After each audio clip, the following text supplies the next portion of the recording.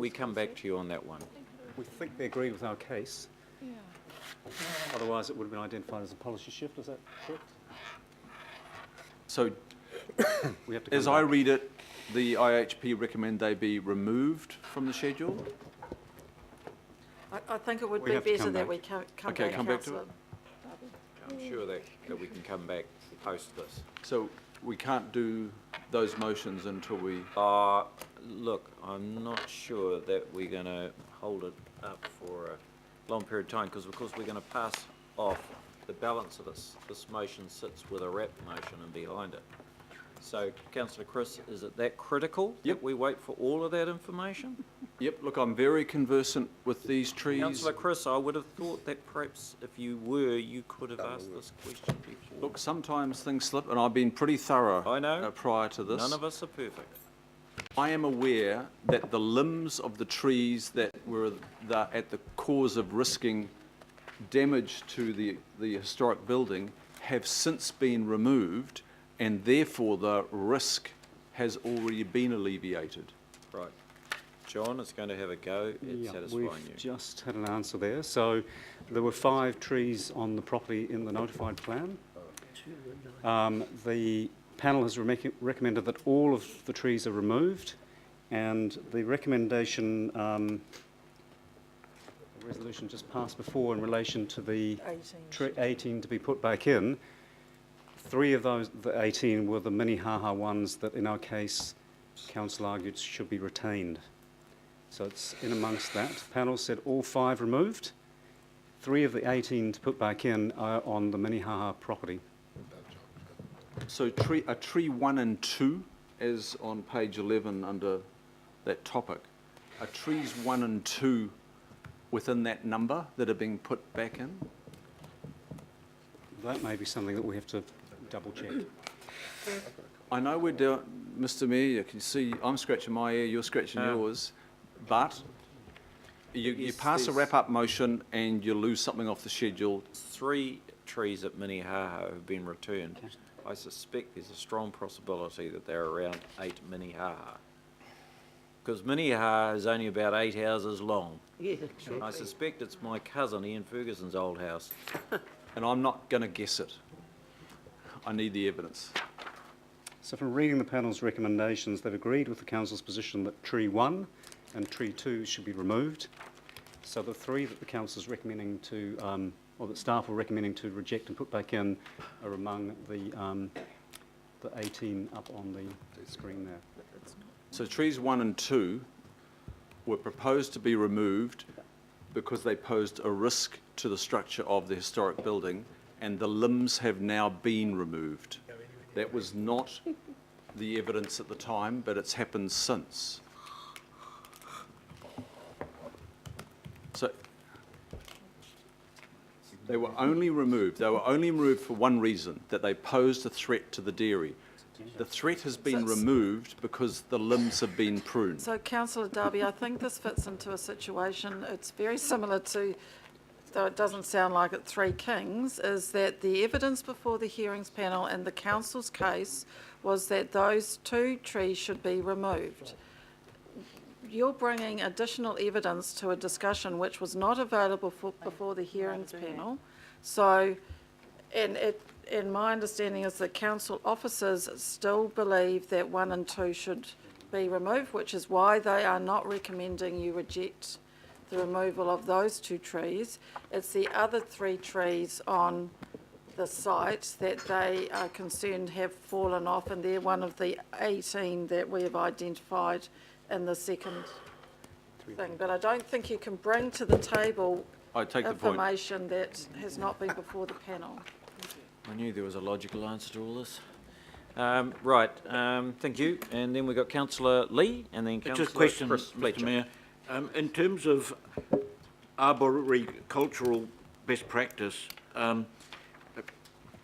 from the panel report, I have a specific question relating to, as an example, a work that is going on in Hakanoa Street, Grey Lynn, which has caused a major uproar. Most of the bluestone curbstones have been removed because of root intrusion from the very fine plane trees that grow along that street. And there's also evidence, I understand, of root intrusion into stormwater drains, which are also exacerbating flooding. I just wondered, and there's been a real problem with Auckland Transport having to change the curb line because they're not allowed to interfere in any way with roots. In terms of this best arboricultural practice section, would work that is obviously urgent be able to be carried out in future, and that roots could be trimmed without consenting problems from the council? So the issue about trees within roads and, I mean, there's one issue to do with street trees and also notable trees, and we do have a few notable trees that are located within roads, the ones that are scheduled. The council case team worked very hard with both Auckland Transport and the arborist to get agreement on the wording that would meet the issues that Auckland Transport have to face when they're doing roadworks, but also other utilities. Those provisions have been accepted by the panel and are incorporated in the into their version, which is why we haven't raised them with you. It would only be in an emergency situation, like a real emergency, a tree was falling down because of a storm, that they would not have to follow those provisions, but Auckland Transport worked through those issues, and my understanding, and Donna's nodding in the background, that they are comfortable with what has been put in the plan. Thank you. Councillor Chris. Well, mine was somewhat along the same lines, and it was just to, in a belts and braces way, do a bit of a deep dive into, before accepting the staff's recommendations on the 10%, can you just be really clear with me, trees in open space zones, can we just be quite clear about how they are going to be impacted or not impacted by the 20 to 10%? So this specific topic report is about schedule of notable trees. Yes. So unless we do have some scheduled notable trees on open space, Yes. and they would be subject to this 10% that the officers are recommending if you accept it. In terms of trees that are on open space but are not on the schedule of notable trees, they would be subject, I think, to the vegetation rules, which I'm looking around because I don't know the detail, but this is not what we're talking No, we're about talking here. about notable trees at the moment, and I'm just trying to understand what the implications of those notable trees in open space zones, and you're saying to me that the same provisions would apply. That's correct. So just following on from Councillor Lee, Auckland Transport have indicated that they are happy with the provisions that are being put forward. All I would say is I hope that these are workable, because as we see more double-decker buses introduced and so forth, there certainly will be some requirements for some, we want best practice, but we also want to be able to have the implementation of our public transport program moving ahead in a seemly way.